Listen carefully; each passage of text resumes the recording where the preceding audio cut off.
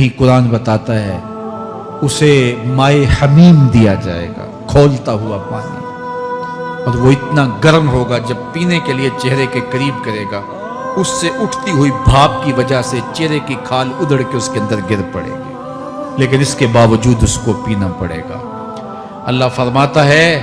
یہ دنیا ہی سب کچھ نہیں ہے، سمجھ لیا یہی سب کچھ ہے، آخرت کو بھول گئے، صبح اٹھے کام پہ چلے گئے، شام آئے آبادگی میں چلے گئے، صدائیں آتی رہیں حی علی الصلاح حی علی الفلاح، کوئی پرواہ نہیں کی، نہ پیشانیوں نے سجدے کیے، نہ سوچوں میں پاکیزگی آئی، زندگی یوں گزار کے چلے گئے۔ ایسے نہیں، کہا ایک وہ ہوں گے جن کے چہرے شگفتہ گلاب ہوں گے، ایک وہ ہوں گے جن کے چہرے بگڑے ہوئے ہوں گے۔ اللہ اکبر، کلا اذا بلغت التراقی، یہ تو قیامت کا منظر ہے نا، قیامت سے قبل بھی ایک منظر ہے، اللہ اس منظر کو بھی بیان کر رہا ہے، کلا اذا بلغت التراقی، ہاں ہاں جب جان گلے کو پہنچ جائے گی، اے انسان تیرے اوپر وہ گھڑی بھی آنے والی ہے، وہ وقت بھی آنے والا ہے جب سانس اس ہنسلی میں اٹک جائے گا، جب سینے سے بھی سانس اوپر چلی گئی، اب ڈاکٹر بھی لا علاج قرار دے رہے ہیں کہ اب علاج نہیں رہا ہے، جان بس اب نکلنا چاہ رہی ہے، اور کہا جائے گا کوئی جھاڑ پھونک والا بلاؤ، اب ڈاکٹروں نے تو جواب دے دیا، اب سانس اٹک گئی گلے میں، چند لمحوں کی مہمان ہے،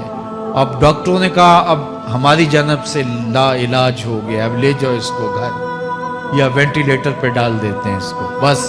اب ہماری جانب سے کوئی اس کا علاج نہیں ہے۔ اب گھر والے روتے ہیں، کہتے ہیں کوئی جھاڑ پھونک والا لاؤ، کوئی دم والا لاؤ، شاید وہ کوئی دم کرے تو اس کی جان میں جان آ جائے، ڈاکٹروں نے تو لا علاج قرار دے دیا۔ وَظَنَّ عَنَّهُ الْفِرَاقُ، اللہ فرماتا ہے یہ تو جھاڑ پھونک والے کو ڈھونڈ رہے ہیں، لیکن جس کی سانس یہاں اٹکی ہے وہ سمجھ گیا ہے اب موت آ گئی ہے، اس کو یقین ہو گیا ہے کہ اب موت کے لمحے آ گئے ہیں، اب میں بچ نہیں پاؤں گا، اب آنکھیں تاڑے لگی ہوئی ہیں، وَالْتَفَّتِ السَّاقُ بِالسَّاقِ، پنڈلی پہ پنڈلی چڑھ رہی ہے، جب موت آ جاتی ہے تو پھر پنڈلی سے پنڈلی لپٹ جاتی ہے، اس کو پھر جدا کرتے ہیں، اور جدا کر کے دونوں انگوٹھے باندھ دیتے ہیں تاکہ پنڈلی کے اوپر پنڈلی نہ چڑھے۔ اللہ وہ منظر بیان کرتا ہے، صاحب یہ وقت آنے والا ہے جب دونوں انگوٹھے باندھ دیے جائیں گے، جب ناک میں روئی ٹھونس دی جائے گی، جب چٹے لباس میں کفن دیا جائے گا، جب غسال کے سامنے بے بس پڑے ہوں گے، وہ چاہے یہ بازو اٹھائے چاہے یہ بازو اٹھائے، گرم پانی ڈالے یا سرد پانی ڈالے، جب بس پڑے ہوئے ہوں گے جو ہے وہ غسل دینے والوں کے، اور ناک میں روئی ہوگی اور دونوں انگوٹھے آپس میں بندھے ہوں گے، یہ محل، یہ ماڑی، یہ کوٹھیاں، یہ بنگلے جس کو سویر شام لگ کے حلال حرام کی تمیز کیے بغیر بنایا تھا، غوث اعظم رضی اللہ تعالیٰ عنہ بولے مکان بنا رہا ہے بسیں گے اور حساب تو جا کے دے گا، اور یہ تو ایک رات بھی تجھے اس گھر کے اندر نہیں رکھیں گے کہ چلو ایک رات مہمان رکھ لیں، کہتے ہیں نہیں نہیں مہمانوں نے بھی جانا ہے تو جلدی کرو اس کو سپرد کراؤ، وہ تو تیرا لباس بھی پھاڑ کے اتاریں گے، خود غسل دینے کے لیے تیار بھی نہیں ہے، تجھ سے خوف آنے لگا ہے، جاندی واری ڈرونا بنے ہوتے ہاتھ نہ لاندے ڈر دے، جنہ لئی تو پاپ کمائے اج کتھے نہیں تیرے کر دے، آج تو وہ تیرے ساتھ تجھے غسل دینے کے لیے آمادہ نہیں ہے۔ وَالْتَفَّتِ السَّاقُ بِالسَّاقِ، جب پنڈلی پہ پنڈلی چڑھنے لگ جائے گی، إِلَىٰ رَبِّكَ يَوْمَئِذٍ الْمَسَاقُ، اس دن تیرے رب کی طرف ہی لوٹ کے جانا ہے۔ فَلَا صَدَّقَ وَلَا صَلَّىٰ، اس نے نہ تو سچ مانا اور نہ نماز پڑھی، وَلَٰكِنْ كَذَّبَ وَتَوَلَّىٰ، ہاں جھٹلایا اور منہ پھیر کے چل پڑا۔ ثُمَّ ذَهَبَ إِلَىٰ أَهْلِهِ يَتَمَطَّىٰ، پھر اپنے گھر کو اکڑتا ہوا چلا۔ اولا لک فاولا ثم اولا لک فاولا،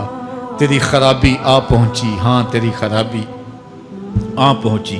ایحسب الانسان ان یترک سدی، انسان دنیا میں یہ گمان کرتا ہے اس کو سدا چھوڑ دیا جائے گا۔ سدا عربی میں ایسے اونٹ کو کہتے ہیں جس کی مہار کسی کے ہاتھ میں نہ ہو، شترے بے مہار، جہاں مرضی جس گھاٹ سے چاہے پانی پیے، جہاں سے مرضی چارہ لے، तो शुतरे बेमुहार को कहते हैं सुदा। तो ये इंसान भी गुमान करता है कि मैं भी सुदा हूं, मुझे कोई क्यों पूछे, मेरे जज्बात पे कोई क्यों कदगन लगाए, मुझे क्यों रोके कोई। बिलखसूस जवानी के अय्याम के अंदर जवान को बड़ा होता है कि कोई मुझे क्यों, वो तो माँ बाप के कहने में भी नहीं आना चाहता, वो कहता है क्यों मुझे रोकते हैं, मेरी जवानी है, मेरे जज्बात हैं, मुझे आजादी से जीने दो, क्यों मेरे रास्ते में रुकावट बनते हो, मैं सुदा हूं। अल्लाह फरमाता है नहीं, एक ऊंट तो सुदा हो सकता है, जिसको मैंने अशरफुल मखलूकात बनाया है उसको तो सुदा नहीं छोड़ूंगा, उसको तो पाबंद बनाऊंगा हकाम का। अब वो कहता है कि नहीं नहीं, ये कैसे दोबारा उठाए जाएंगे। अब दोबारा वही बात फिर आ गई, अलम यकु नुतफतम मिन मनीय्यि युमना। अल्लाह फरमाता है एक बूंद थी ना, पानी का एक कतरा था जो रहम मादर में रखा गया, सुम्मा काना अलका, फिर वो पानी का कतरा लोथड़ा बना, फखलक फसव्वा, फिर अल्लाह ने उसे पैदा फरमाया और फिर ठीक हमवार किया, फजअल मिन्हु ज़ौजैनि ज़कर वल उन्सा, फिर उससे वो जोड़ बनाए, कोई मर्द बनाया कोई औरत बनाई। कहा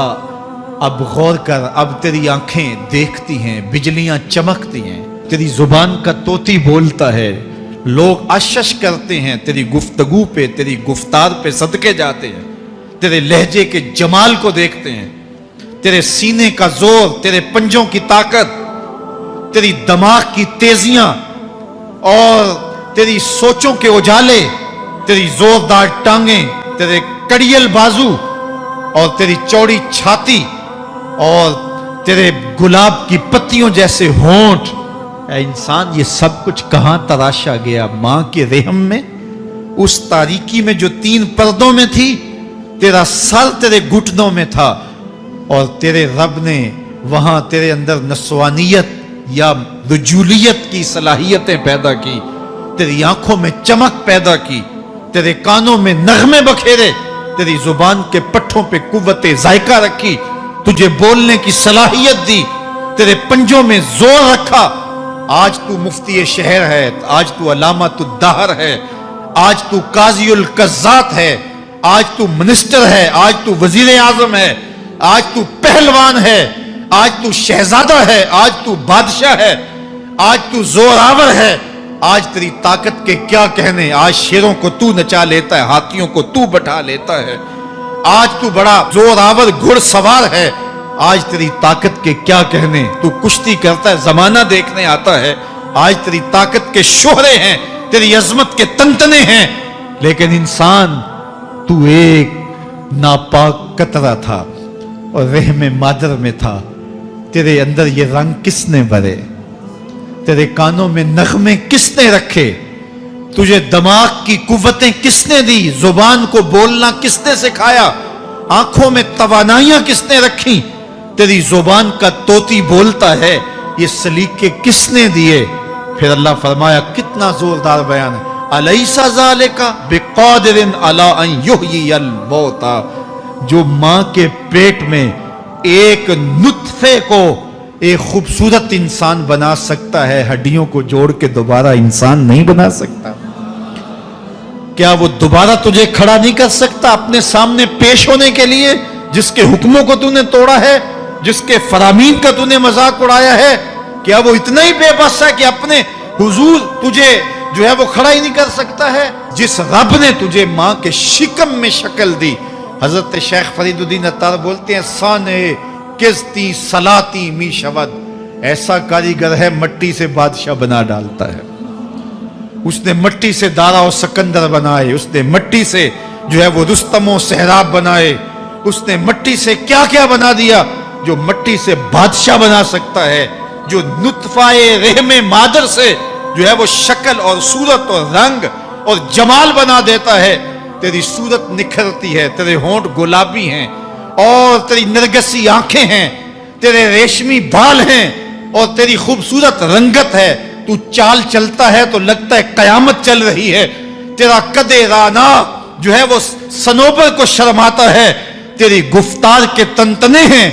जिसने इतनी खूबसूरत शक्ल मां के रहम में बनाई, क्या वो हड्डियों को जोड़ के दोबारा इंसान नहीं बना सकता? وہ دوبارہ انسان بنائے گا اور پھر تجھے اپنے حضور کھڑا کرے گا۔ اور ایک حدیث میں آتا ہے اللہ بندے کو اپنے حضور کھڑا کرنے کے بعد اپنے سامنے سے ہٹنے نہیں دے گا جب تک 5 سوال نہیں پوچھ لے گا۔